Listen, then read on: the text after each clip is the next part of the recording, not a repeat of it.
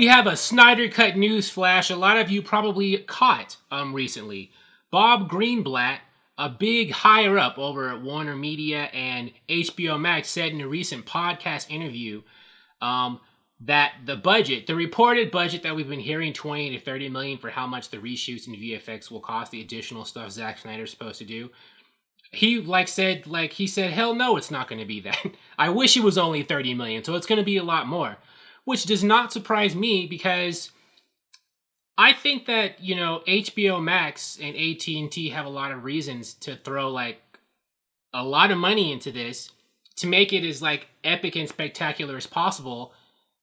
If they want this to be like HBO Max's answer to a Mandalorian or a Witcher or, those upcoming Marvel shows on Disney Plus that are going to be really big, probably Falcon and Winter Soldier, WandaVision, they don't want to go cheap. They want to go big. But anyways, let's go into this. I'm on, what is this? This is Slash Film. Slash Film is one of the relatively popular nerd news media outlets. But they paraphrased his quote. And let's get into it. It's been months of discussions with Zack and the producers to figure out how to do it. Because, this is Greenblatt here. Because it isn't as easy as just going into the vault and there's a Snyder Cut sitting there to put out. It does not exist. It doesn't exist. Uh-oh.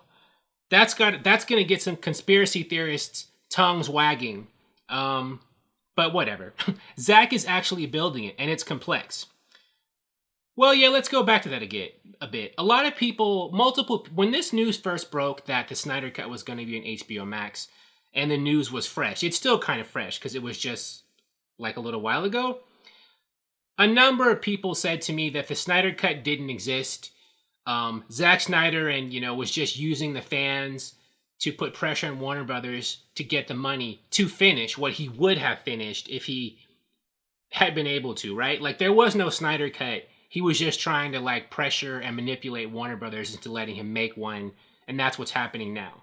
I don't know if that's true or not. I'm not there, but I think something did exist, right? Because if there was no original Zack Snyder version, there wouldn't have been anything for Joss Whedon to come in and change. So even if that wasn't finished, I don't know. I mean, I think there was a Snyder Cut. Now, I don't know how finished it was or anything like that, but it's look, if they're bringing this back and they want to do it, like I said, like The Mandalorian or whatever, to make it competitive, I think it makes a lot of sense for them to throw a ton of money into it and let Zack Snyder just do a bunch of bigger and bolder stuff than he was going to do in the first place. It makes good business sense. But anyway, back to the quote. I don't want to get into too much detail about that, detail that we haven't talked about yet, but new effects shots. It's a radical rethinking of that movie, and it's complicated and wildly expensive. Of course, a number I won't quote. I'll just say I wish it was just 30 million. It's an enormous undertaking and very complex. Not surprised at all. I know there were rumors or reports saying that, sorry, it's really hot right now, so there might be some sweat on the screen, but that Zack Snyder is not going to be allowed by HBO Max to film any actual things. He's just gonna do VFX work or voice work. Grace Randolph and other people are that's not true. Zack Snyder is gonna film more stuff with actual actors. I don't know. I mean, if they're spending more than 30 million and maybe a lot more, to me that amount of budgetary windfall, that says to me that you will be having some actors come back to do some in-person filming.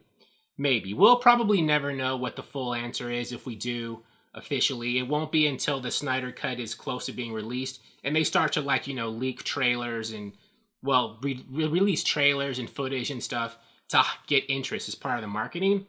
We're never going to get any concrete confirmation, but it doesn't matter to me.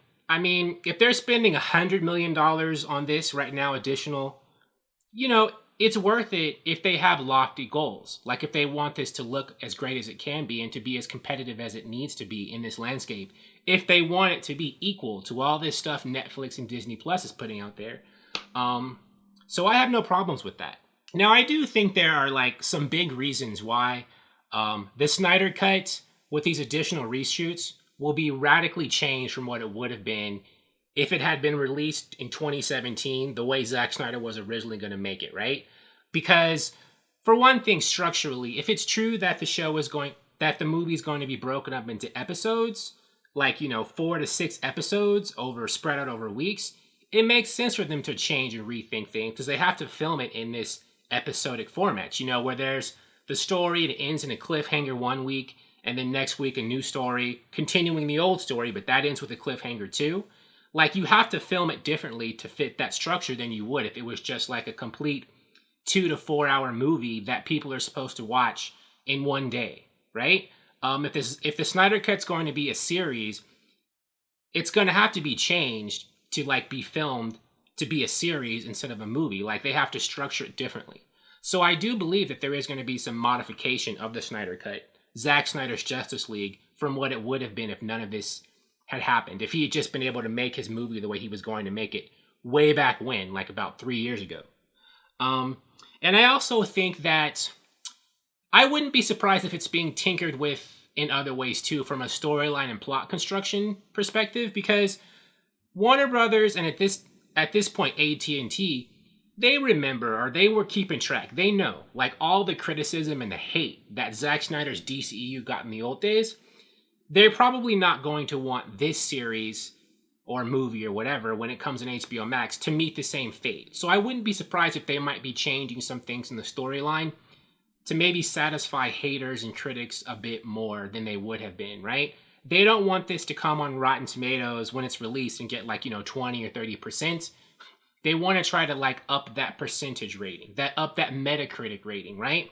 So Zack Snyder's Justice League may not be quite like, BVS and Man of Steel and the theatrical cut of Justice League, because I don't think they want to go back to those days. They want to try to have this movie or series met with a better audience and critic reception. This is just my theory. No one's telling me anything, but it's like, if I were AT&T, it's like, I wouldn't want, or just like sit there and do nothing while this movie might, get some horrible reviews. Like, is there anything we can do to change that? Now, I know that might scare some of you. Like, it might be the same thing. We might be getting a redo of the same stuff, they did with the original Justice League movie in the theaters, where Warner Brothers tinkered with it too much and they messed it up. I don't think it's going to be like that. I don't think they're going to modify it if they do to get better reviews. They're not going to mess it up and make it where it doesn't even feel like Zack Snyder's made it anymore.